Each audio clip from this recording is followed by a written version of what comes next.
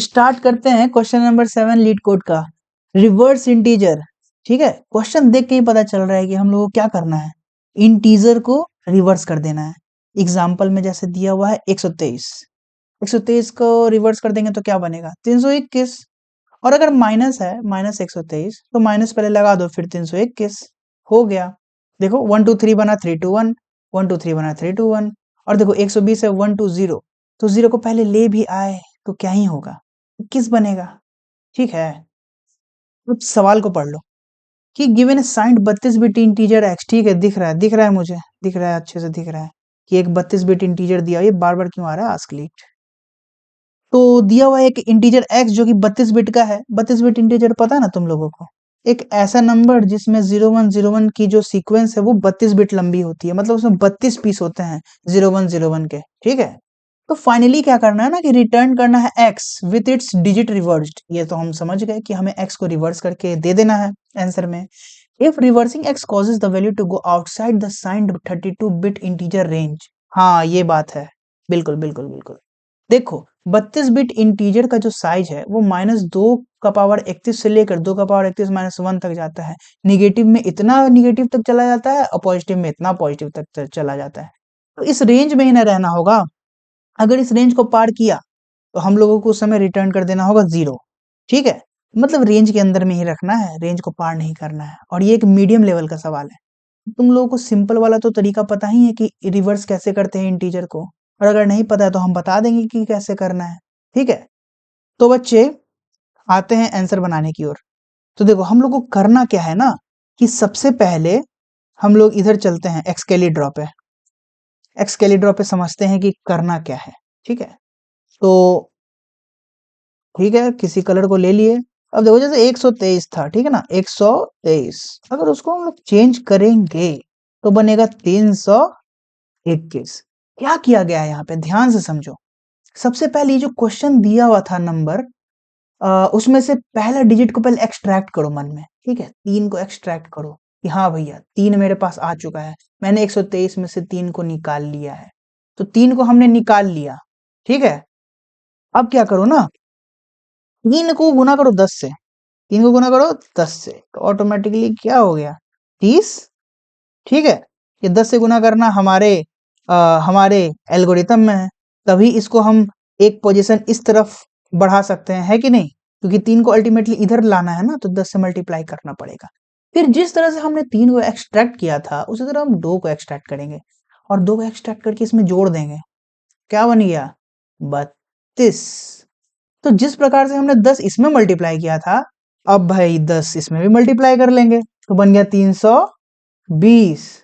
और जिस तरह से 2 को हमने एक्सट्रैक्ट किया था वैसे हम लोग 1 को एक्सट्रैक्ट कर लेंगे और जोड़ देंगे इसमें, जस्ट लाइक यहाँ जोड़े थे, तो बन गया 321। तो तरीका है ना अच्छा। तो इसको कोड में लिखना पड़ेगा, कोड में लिखना पड़ेगा, इस एल्गोरिथम को बनाना पड़ेगा। ठीक है, समझ गए, समझे कि नहीं तुम लोग? नहीं समझे हो तो मैं फिर से समझा दूंगा, बस एक बार कमेंट में लिख देना। ठीक है, तो बच्चे जब आंसर हम बनाते हैं, आंसर स्टोर होने के लिए कोई वेरिएबल चाहिए। तो स्टोर करने के लिए क्या हम एक इंटीजर इंट आंसर बना लें, एक आंसर वेरिएबल बना ले जिसमें अभी स्टोर कर दे 0 और बाद में हम लोग उसको बढ़ाते जाएंगे, अपडेट करते जाएंगे और फाइनली आंसर हमें इसी आंसर वेरिएबल से मिल जाएगा। ठीक है, चलो तो अब हम लोग सबसे पहले क्या करते हैं ना, एक आंसर वेरिएबल बनाते हैं जिसका नाम रखते हैं इंट आंसर। उसमें अभी डाल देते हैं फिलहाल 0, क्योंकि अभी हम लोगों के पास कोई भी आंसर नहीं है। तो ये बताओ यहां तुम्हें क्या चीज दिख रही है, क्या तुम्हें ऐसा लग रहा है कि बार बार 2 काम करना हो रहा है? एक बार करना हो रहा है कि एक्सट्रैक्ट करना हो रहा है पहला काम, दूसरा काम 10 से मल्टीप्लाई करना हो रहा है, तीसरा काम इसमें एक्सट्रैक्ट किया हुआ नंबर को जोड़ने का काम हो रहा है। बस यही 3 काम हो रहा है और करते करते करते करते आंसर लास्ट में निकल जा रहा है कि नहीं? तो पहला काम है एक्सट्रैक्शन। क्या है एक्सट्रैक्शन? तो बच्चे क्या तुम लोगों को पता है कि नंबर एक्सट्रैक्ट कैसे किया जा सकता है? गेस करो, कमेंट में लिखो। नहीं पता तो मैं तुम्हें बताता हूँ कि कैसे किया जा सकता है। मॉडुलस का नाम सुना? मॉडुलस, मॉडुलस क्या करता है, रिमाइंडर देता है। तो अगर 123 को हम लोग 10 से मॉडुलस दिलवा दें तो क्या इसका रिमाइंडर 3 आएगा? बिल्कुल आएगा। तो हो गया भाई एक्सट्रैक्ट, इसको हम लोग स्टोर कर लेते हैं रिमाइंडर नाम के वेरिएबल में, रिमाइंडर इक्वल टू 3, है ना, या फिर नम मॉडुलस 10, तो हर बार रिमाइंडर में आ जाएगा जो बचा हुआ रहेगा, है कि नहीं। तो इसीलिए बार बार एक ही काम को करने के लिए हम लोग लूप का इस्तेमाल करेंगे। कौन सा loop? For loop, while loop या डू व्हाइल लूप? हम लोग यहाँ इस्तेमाल करेंगे व्हाइल लूप का। क्यों इस्तेमाल करेंगे? कि जब तक कोई कंडीशन ट्रू ना हो तब तक ये काम करते जाओ। हमें यहाँ क्या ऐसा कंडीशन करना चाहिए? देखो यहाँ पर ध्यान से देखो, जब हम लोग इसमें से एक्सट्रैक्ट करेंगे, तो जब ये एक्सट्रैक्ट हो जाएगा, ये एक्सट्रैक्ट हो जाएगा, ये एक्सट्रैक्ट हो जाएगा, तो बचेगा क्या? 0, है ना। तो जब तक 0 ना हो जाए तब तक हमें काम करना है। तो हम यही सेम टू सेम चीज यहाँ पर लिखेंगे कि जब तक 0 ना हो जाए हमारा x, ये जो x है हमारा जो दिया हुआ इनपुट है, जब तक ये 0 ना हो जाए तब तक हम काम करेंगे भैया। जब तक x हमारा ना इक्वल टू हो जाए 0 के, तब तक हम अपने लूप को चलाएंगे और बोलेंगे कि काम होना चाहिए। क्या काम होना चाहिए? पहला रिमाइंडर निकलना चाहिए। तो क्या हम इंट रिमाइंडर बना ले? इंट रेम रिमाइंडर, वो क्या होगा, कैसे होगा? तो ऐसे होगा, जो भी नंबर दिया हुआ है मॉडुलस 10, यानी जो भी नंबर, क्या नंबर? x दिया हुआ है मॉडुलस 10, तो पता चल गया हमें कि रिमाइंडर में तो स्टोर हो जाएगा। Now support agent mode so to side problem. Okay okay okay, बार बार नहीं बताओ। हाँ, तो रिमाइंडर निकल गया। अब क्या करना है ना कि बच्चे, ये जो आंसर वेरिएबल है, आंसर वेरिएबल के साथ हम लोगों को खेल खेलना पड़ेगा। क्या करना पड़ेगा? खेल खेलना पड़ेगा। तो आंसर वेरिएबल में हमें डालना होगा, क्या डालना होगा आंसर वेरिएबल में? बार बार जो आंसर आ रहे हैं उसमें 10 से गुना हो जाए और उसमें जुड़ जाए रिमाइंडर। हमें यही इंश्योर करना होगा। क्या करना होगा? आंसर में क्या चला जाए, बार बार 10 से मल्टीप्लाई हो जाए और रिमाइंडर जुड़ जाए। तो सोचो, जब पहली बार ये वाला लाइन चलेगा पहली बार जीवन में, तो आंसर तो अभी 0 था, आंसर इक्वल टू 0, तो 0 को 10 से मल्टीप्लाई करने पे क्या आएगा? 0, और उसमें जुड़ जाएगा रिमाइंडर। रिमाइंडर अभी पहली बार में कितना निकलेगा? 123 का रिमाइंडर क्या निकलेगा? 3 निकलेगा। तो जीवन में पहली बार जब आंसर वेरिएबल अपने अंदर कोई वैल्यू को लाएगी, तो उसमें यहाँ पे तो 0 रहेगा, 0 मल्टीप्लाई बाय 10 0, और प्लस रिमाइंडर यानी कि 3, आंसर में 3 स्टोर हो जाएगा। फिर जब यही काम फिर से होगा, है ना, यही काम जब फिर से होगा, फिर से उसमें कुछ ना कुछ वैल्यूज आ जाएंगी। अब देखो 3 तो निकल चुका है, लेकिन अभी भी नंबर 123 का 123 है। तो हमें क्या करना होगा ना कि 123 को बनाना पड़ेगा 12, 123 को बनाना पड़ेगा 12। तो डिवाइड करेंगे 10 से तो क्या बन जाएगा? 12। फिर कुछ देर बाद डिवाइड करेंगे 10 से तो क्या बन जाएगा? 1। फिर डिवाइड करेंगे 10 से तो बन जाएगा 0। हाँ, तो हम लोग क्या लिखे थे कि x जब तक 0 के बराबर नहीं है तब तक ये काम होना चाहिए। तो इसको इंश्योर कौन करेगा? ये वाला स्टेप करेगा, जो बार बार नंबर को घटाएगा और एक समय पे 0 लेकर जाएगा। ठीक है ना। तो यहां लिख देते हैं कि x में वैल्यू डालो x बटा 10, यानी बार बार उसको 10 से डिवाइड करो। ठीक है, तो इस तरह से आंसर वेरिएबल में स्टोर हो गया, आंसर बार बार स्टोर हो जाएगा। और x की वैल्यू भी 10-10 करके बार बार घट रही है, घटने का मतलब डिवाइड हो रही है।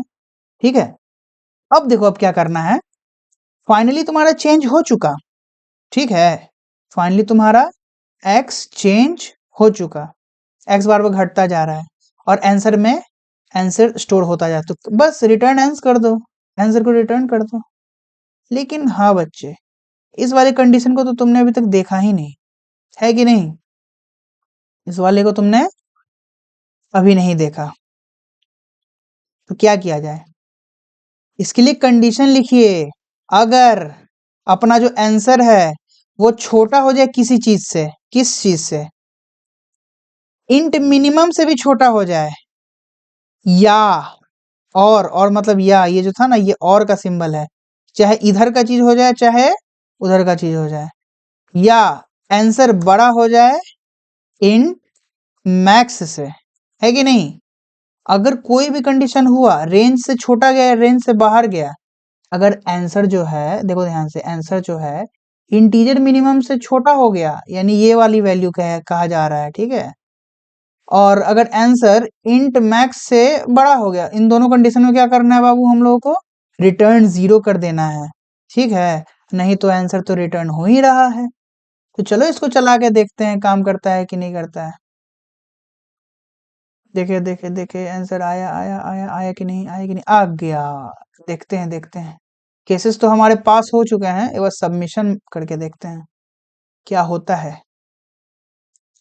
Run time error, signed integer overflow. हाँ, represent type int solution CPP, समझे? इंटीजर ही नहीं संभाल पा रहा है इसको, इंटीजर ही नहीं संभाल पा रहा है इसको। अगर यहाँ पे लॉन्ग लिख लोगे तो लॉन्ग तो संभाल ही लेगा बाबू आराम से। इस बात का ध्यान रखना, जहाँ इंटीजर नहीं संभाल पाता है साइंड इंटीजर ओवरफ्लो, उस कंडीशन में लॉन्ग संभाल लेता है। और वैसे भी हम लोग इस केस का तो ध्यान रख ही रहे हैं कि इंटीजर मिनिमम से इंटीजर मैक्सिमम को पार ना कर जाए, ना उससे छोटा हो जाए ना उससे बड़ा हो जाए। देखो आ गया ना, यहाँ बस इंट की जगह लॉन्ग कर दिए क्योंकि लॉन्ग संभाल लेता है।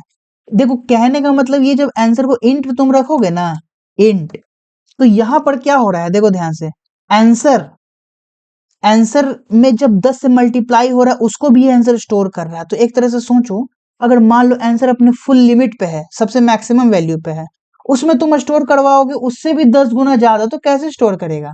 समझ में आ रहा है? अगर मान लो कि बताना है कि तुम कितना खाना खाए हो, मान लो तुम 100 रोटी खा सकते हो, छोड़ो, तुम मान लो 10 रोटी खा सकते हो, ठीक है? तो हम तुम्हारा नाम बोलेंगे और बोलेंगे कि तुमने 10 रोटी खाया, ठीक है? तो चलेगा। लेकिन अगर तुमको बोलेंगे तुमने 10 रोटी गुना 10 रोटी खाया, तो यानी 100 रोटी खाया, तो तुम कैसे उस चीज को हैंडल कर पाओगे? तो एक लॉन्ग होना चाहिए ना डेटा टाइप, जो पहले से संभाल पाए, है ना? तो तुम्हारे पास एक बैग होना चाहिए जो तुम 10 रोटी खा लो और बाकी बैग में डाल दो। तो लॉन्ग पहले से एक बहुत बड़ा कंटेनर है जो इंट से ज्यादा क्या उसको कहते हैं, साइज का होता है और कैरी कर सकता है। तो जो इंट नहीं संभाल पाएगा वो लॉन्ग संभाल लेगा, है कि नहीं? इसी कारण से यहाँ पे कॉम्प्लेक्सिटी 100% आया है। कॉम्प्लेक्सिटी तो अच्छा होगा, बहुत कम होगा कॉम्प्लेक्सिटी। तो चलो रखते हैं, मतलब रखते नहीं, फोन थोड़ी बात कर रही कि रखते हैं। चलो तो हो गया, बता दिए तुम लोगों को, अब अगले वीडियो में आना।